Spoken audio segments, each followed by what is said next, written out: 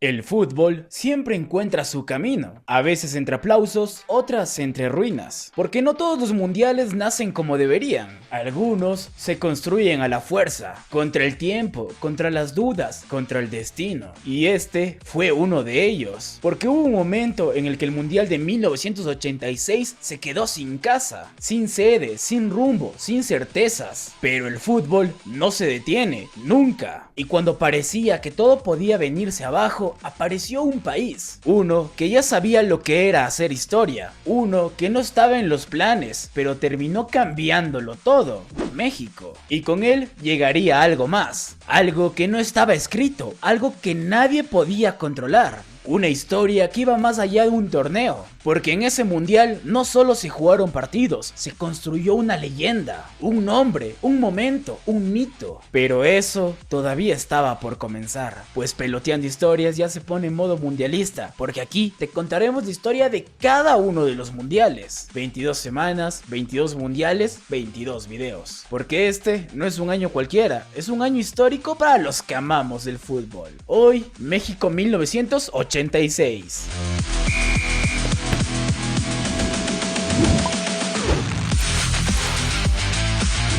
La historia de este mundial no empieza con México, empieza con una decisión. Junio de 1974, Frankfurt, Alemania. El fútbol se reunía para definir su futuro. Una sede, un presidente y un nuevo rumbo. Y ahí todo cambió. FIFA ya tenía un plan. Europa, América, rotación. Esta vez era el turno de Sudamérica y había un solo candidato, Colombia. Un proyecto serio, ambicioso, respaldado. Y el 9 de junio de 1974 se hizo oficial. Colombia sería la sede del Mundial 1986. Todo parecía en orden, pero ese mismo congreso trajo algo más. Un cambio silencioso, uno que lo alteraría todo. Un nuevo presidente, João Havelange.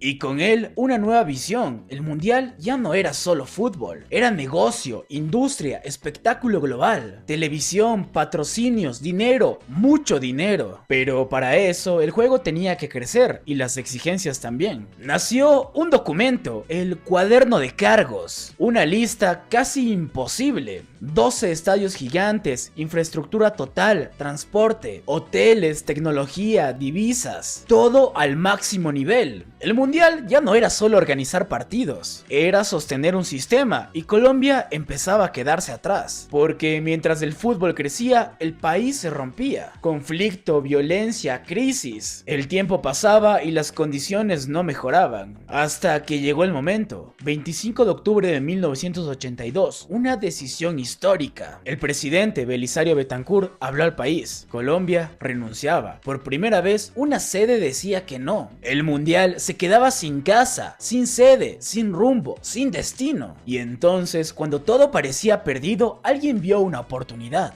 México. No era el plan, no era el turno, no era lo esperado, pero sí era posible, porque México ya sabía cómo hacerlo. 1970 no se olvidaba, y detrás había nombres, poder, influencia, visión. Emilio Azcárraga Milmo y Guillermo Cañedo. Televisión, negocio, todo conectado. Mientras otros dudaban, México avanzaba. Estados Unidos prometía, Canadá intentaba, pero México respondía con hechos. Estadios listos, infraestructura aprobada, experiencia real. El mundial no necesitaba empezar de cero, México ya estaba preparado. Y el 20 de mayo de 1983, todo se decidió en Estocolmo. Votación y unanimidad. México sería la sede del Mundial 1986 por segunda vez en su historia. El primero en repetir, pero cuando todo parecía resuelto, la tierra tembló. 19 de septiembre de 1985, un golpe brutal, uno de los peores terremotos en la historia del país. Miles de vidas, una ciudad herida. Y otra vez la duda, ¿se juega o no se juega? Pero el fútbol otra vez resistió. Los estadios seguían en pie y con ellos la decisión. El mundial no se detendría, porque este torneo no iba a ser normal. Más bien, nunca lo fue.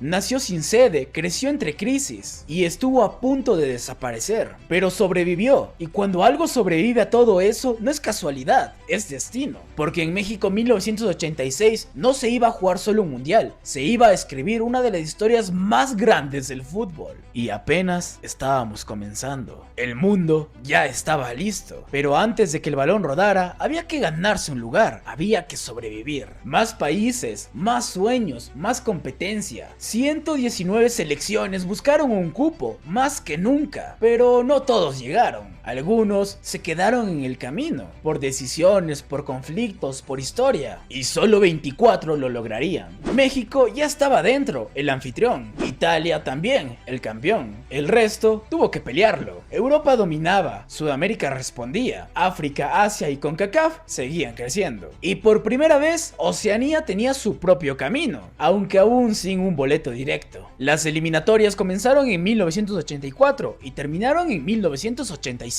Un recorrido largo, duro, implacable, sin grandes sorpresas, pero con historias que se escribían. Los gigantes cumplían: Alemania, Brasil, Argentina, Francia, pero también aparecían nuevos nombres: Canadá e Irak. El mapa del fútbol seguía cambiando, y entonces llegó el momento de ordenar el caos, el sorteo. 15 de diciembre de 1985, Ciudad de México. No fue en el Palacio de Bellas Artes, fue en un estudio de televisión, el Foro 2 de Televisa, un escenario distinto, pero con la mirada de todo el planeta encima. Más de 2.000 millones de personas mirando, esperando. Niños sacando las esferas, como en los viejos tiempos. El fútbol mezclando inocencia con destino. Y así quedaron definidos los grupos. Grupo A: Argentina, Italia, Bulgaria y Corea del Sur. Grupo B: México, Bélgica, Paraguay e Irak. Grupo C: Francia, Unión Soviética, Canadá y Hungría. Grupo D: España, Brasil, Argelia e Irlanda del Norte. Grupo E: Alemania Federal, Uruguay, Dinamarca y Escocia. Grupo F: Inglaterra, Portugal, Marruecos y Polonia. 6 grupos, 6 caminos, un solo destino. Pero esta vez el formato cambiaba, otra vez. Fase de grupos, todos contra todos, 2 puntos por victoria, 1 por empate, ninguno por derrota. Pero había algo nuevo, no solo clasificaban los 2 primeros, también los mejores terceros. El error ya no significaba muerte inmediata, pero tampoco había que confiarse. Y después, la verdad: octavos de final, cuartos de final, semifinal y final. Eliminación directa, sin segundas oportunidades. Si te caías, te ibas. Prórroga, penales, destino. El mundial recuperaba su esencia, más directo, más cruel, más emocionante. Y con una lección aprendida: los últimos partidos se jugarían al mismo tiempo. El fútbol no volvería a cometer el mismo error, pero un mundial no es solo fútbol, es imagen, es identidad, es historia. Y México lo tenía claro, su mascota tenía sabor: pique, un chile con sombrero, con bigote, con balón, color, cultura, picardía, criticado al inicio pero inolvidable después. Y el balón marcaba una nueva era, el Adidas Azteca, el primero totalmente sintético, más resistente, más preciso, diseñado para desafiar la altura, para volar igual en cualquier estadio. El fútbol también evolucionaba, todo estaba listo: equipos, grupos, reglas, pero faltaba algo: los escenarios donde todo iba a suceder, porque México era un país entero preparado para hacer historia. Y ahora sí, era momento de recorrer sus templos, sus ciudades, sus escenarios, porque el Mundial de 1986 se jugaba en todo un país. México se convertía en estadio, 9 ciudades, 2 escenarios, 52 partidos. Historia pura, algunos ya conocidos, otros renovados y uno completamente nuevo, pero todos listos para hacer historia, porque varios de ellos volvían a abrir sus puertas. Mismos muros, nuevas historias. Los estadios de 1970 volvían a latir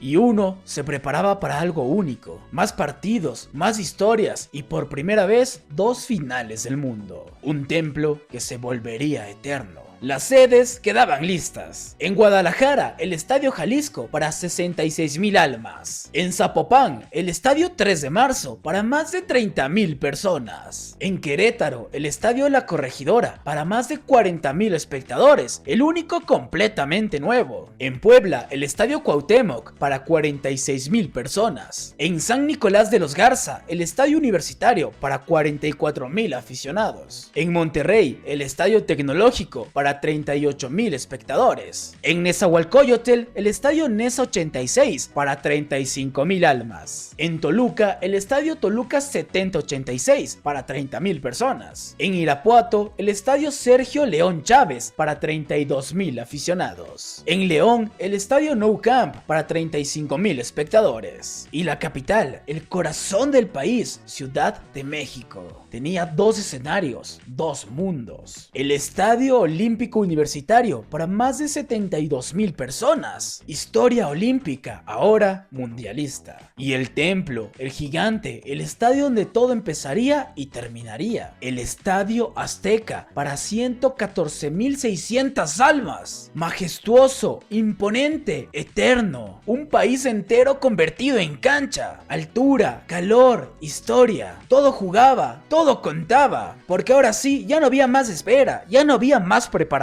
El mundo miraba, el balón esperaba y la historia estaba por comenzar. 6 grupos, 6 caminos y un torneo que empezaba a tomar forma, porque entre todos había algo más. Una presencia, un talento, una chispa distinta. Un 10 que empezaba a llamar la atención. Todavía no era leyenda, pero el mundo ya empezaba a mirarlo. En el grupo A, el campeón tropezaba. Italia no podía empezar peor, 1-1 ante Bulgaria. La maldición del campeón seguía viva. Pero entonces aparecía Argentina, con un nombre que empezaba a crecer, Diego Armando Maradona. Victoria 3-1 ante Corea del Sur, autoridad y presencia. Luego, el choque directo, Italia versus Argentina. Altobelli golpeó primero, penal y gol. Pero apareció él, Maradona. Primer gol en el torneo, empate y aviso. Argentina cerró fuerte, 2-0 ante Bulgaria, líder absoluto del grupo. Italia sobrevivía, segunda pero con dudas. Y Maradona ya empezaba a sentirse. En el grupo B, la ilusión tenía nombre, México. El anfitrión, su gente, su energía y una estrella, Hugo Sánchez. Debut con golpe, 2-1 ante Bélgica. Empate con Paraguay, 1-1. Y victoria ante Irak, 1-0. Suficiente, México líder, Paraguay segundo. Y Bélgica se metía como mejor tercero, el sueño seguía vivo. En el grupo C, la batalla era de gigantes, Francia y la Unión Soviética. Y un nombre que brillaba por encima del resto, Igor Belanov. La Unión Soviética golpeó primero, 6-0 a Hungría, una completa exhibición. Luego, el duelo esperado, Francia versus la Unión Soviética, 1-1, equilibrio total. Pero la diferencia de goles marcó el destino. La Unión Soviética primera, Francia segunda. Dos potencias que avanzaban con fuerza. En el grupo D, la polémica también jugaba. España debutaba con derrota, 1-0 ante Brasil. Pero no fue solo el resultado, fue el error, un gol que sí fue y no contó. El de Mitchell, dentro, claro, negado. El fútbol también se equivoca, pero España reaccionó. 2-1 ante Irlanda del Norte, 3-0 ante Argelia. Clasificación, carácter y respuesta. En el grupo E nacía una sensación, Dinamarca. 3 partidos, 3 victorias, fútbol total. 1-0 a Escocia, 6-1 a Uruguay y 2-0 a Alemania.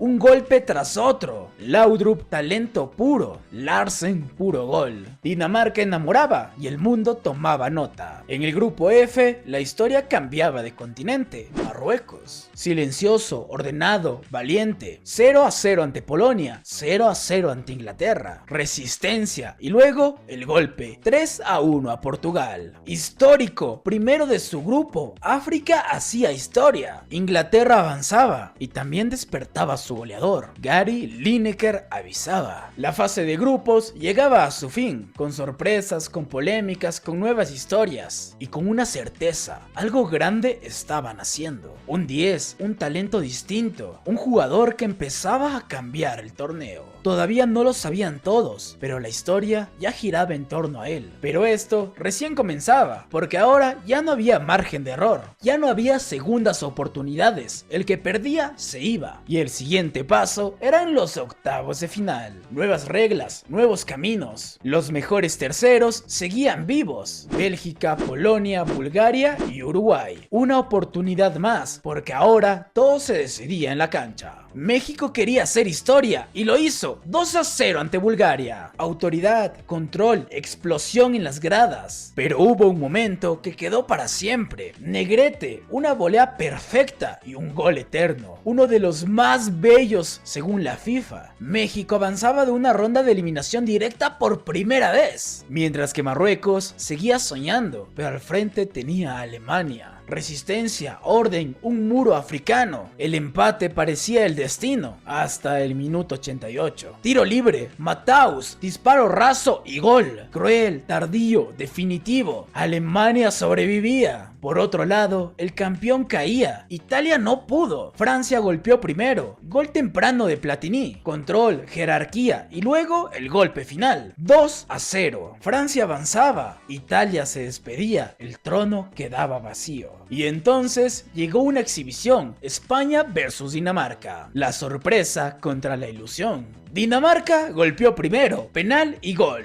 Pero después todo cambió. Butragueño, velocidad, instinto, magia. 1, 2, 3, 4, una noche perfecta. España 5-1. El buitre volaba. El partido más loco llegaba después: Unión Soviética versus Bélgica. Goles, errores, locura. 2-2 en el tiempo regular. Prórroga, más goles y más drama. 4-3. Bélgica daba el golpe. Ni siquiera el hat-trick de Belanov fue suficiente, mientras que Inglaterra seguía creciendo, y con ella su goleador, Lineker. 2 más y 3-0 a Paraguay. Precisión y confianza. El 9 no fallaba. Brasil respondía 4-0 ante Polonia. Fútbol ofensivo, efectividad. Sócrates y Careca, gol tras gol. La canariña despertaba y Argentina seguía avanzando. Partido duro, físico, cerrado. Uruguay golpeaba, presionaba, pero apareció el gol. Pasculi, minuto 41. Suficiente, 1-0. Victoria, y en medio de todo, él, Maradona, conduciendo, creando, dominando. Todavía sin explotar, pero cada vez más presente. Los octavos llegaban a su fin, con goleadas, con sorpresas, con momentos inolvidables. Y con una sensación clara: el torneo iba en aumento. La tensión crecía, el nivel subía, y algunos nombres empezaban a separarse del resto. Porque ahora el camino se acortaba. 8 equipos, 8 sueños, y el siguiente paso eran los cuartos de final. Y entonces el mundial explotó. En Guadalajara, Brasil contra Francia. 2 estilos, 2 historias, un solo destino. Gol de Careca, ventaja brasileña. Pero Francia respondió: Platini, empate. El partido no se soltaba, no se rompía. Y entonces la oportunidad. Penal para Brasil. Zico al balón. Falla. El destino empezaba a elegir. Prórroga, tensión, silencio y penales. Error de Sócrates, error de Platini, drama total. Y al final Francia resistió y avanzó. Otra vez entre los mejores. En Monterrey, México soñaba. Su mundial, su gente, su historia. Pero enfrente, Alemania.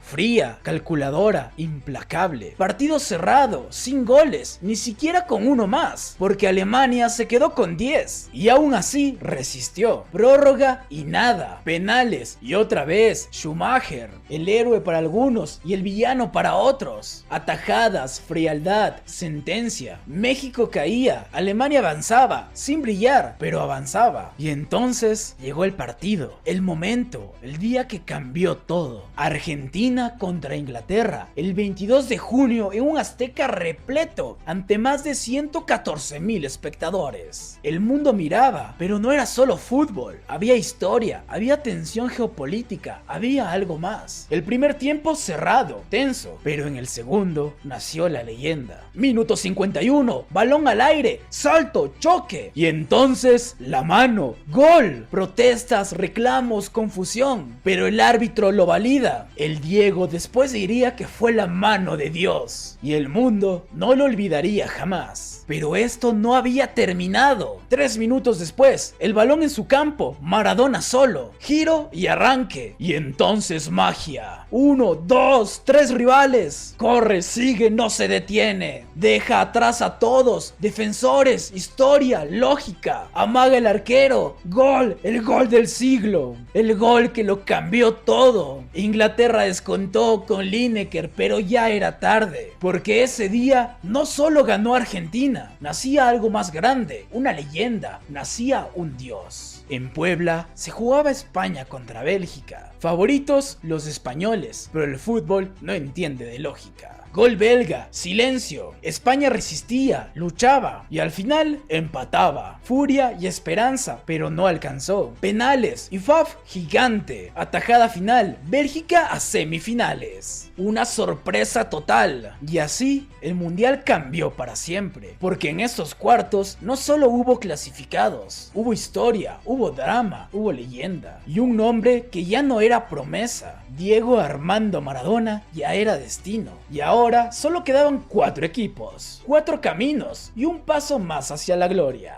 porque lo siguiente serían las semifinales. En Guadalajara se repetía la historia, Francia contra Alemania. Otra vez, frente a frente, recuerdos de 1982, heridas abiertas, y en el arco Schumacher, enfrente la memoria de Battiston. Pero esta vez no hubo caos, hubo sentencia. Minuto 10, tiro libre, Breme y gol. Silencio francés, Alemania golpeaba primero. El partido siguió, Francia intentó, buscó, empujó, pero Alemania no perdona, espera, resiste y ataca. Minuto 89, contraataque, velocidad, bowler y gol. Final 2-0. Alemania otra vez en la final. Tercera en 4 mundiales. Sin brillo, sin espectáculo, pero con algo más fuerte, eficacia. Francia se quedaba otra vez a un paso, pero en el Azteca la historia era distinta. Argentina contra Bélgica. Un equipo sorpresa, un sueño inesperado, pero enfrente ya no había un jugador, había algo más. Minuto 51, centro, control, y con el exterior, Maradona. Gol, sutil, preciso, inevitable. Pero no bastaba porque él quería más. Minuto 63. Arranca. 1, 2, 3, 4 rivales. Otra vez la misma historia. El mundo mirando. Definición cruzada. Gol. No era solo fútbol. Era dominio. Era arte. Era poder. Argentina a la final. Y Maradona ya no era figura. Ya no era estrella. Era inevitable. Y así los finalistas estaban listos, pero antes quedaba un último capítulo, uno distinto, uno necesario, el partido por el honor, Francia contra Bélgica, el tercer lugar en juego, orgullo, dignidad, el partido no se guardó nada, goles, ida y vuelta, empate 2-2, y entonces prórroga, cansancio, espacios y Francia golpeó, Genghini, Amoros, 2 goles, 2 sentencias, 4-2,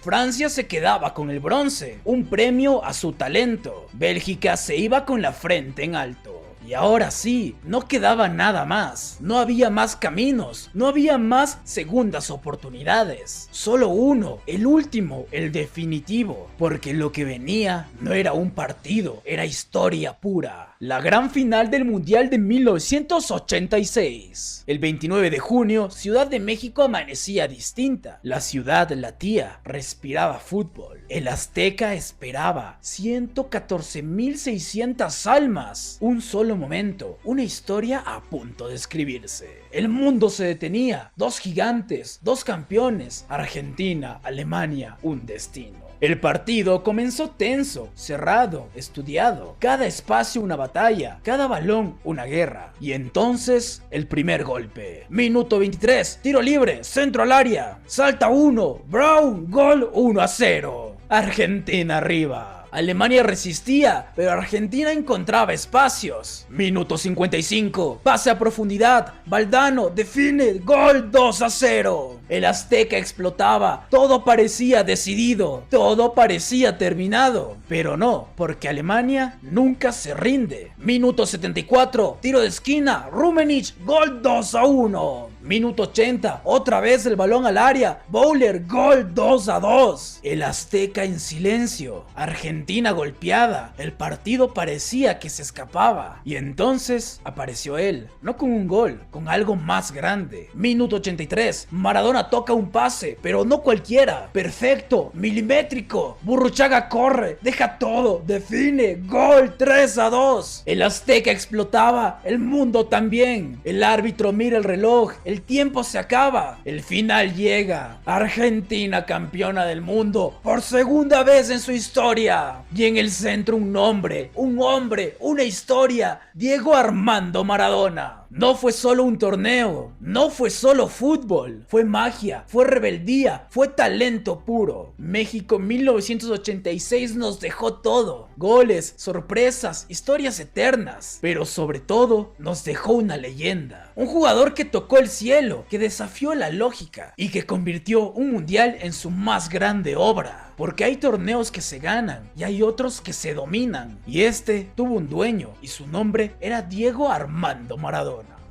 Así que ya sabes, si quieres conocer más historias así, regálanos tu like, tu comentario y tu suscripción. Queremos que todo el mundo conozca un poco más acerca del fútbol, el deporte más lindo del mundo. Esto fue Peloteando Historias.